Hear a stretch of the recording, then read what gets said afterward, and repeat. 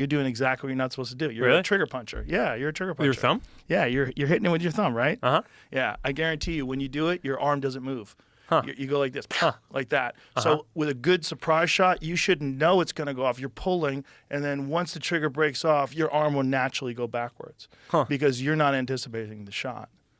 I'm definitely not doing that. Yeah. See, that's the thing. But how far away are you shooting things from? It depends. That elk out there, the photograph that's in the front, that one I shot. It's in the front of the building when you walk in before you go into the studio. There's a mounted head and then a photograph of me and my friend Cam. That one was 67 yards. I shot one at 79 yards once, but that's rare. Most of the time, it's like, for me, my effective range, where I'd like to be is 60 yards and in. Yeah, because I was going to say, I don't think I've ever shot something more than 50 yards out.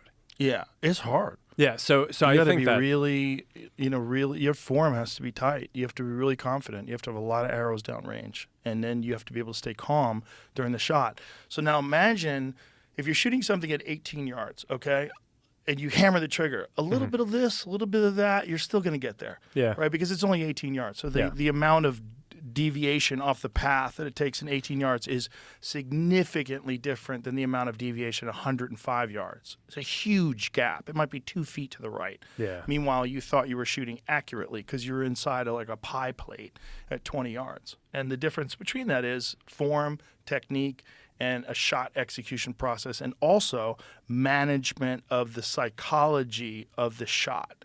Because there's this one moment. Here it comes. Yeah. Here it comes now. And if you only do that once a year, like say if you go on one big elk hunt a year, you save up all your money, you get your gear all ready, you get your arrows weighed, you practice, and then you're in the mountains for 10 days. And on the 11th day, you get this animal that moves. It's at 57 yards. It stands there, and you're like, and your heart's beating. You just might hammer that trigger. You just might hammer it. So you have to have this shot process, and where you're literally talking to yourself inside your head. You have words that you say that occupy your thoughts while you're going through the shot process so that you never get overcome by shot panic.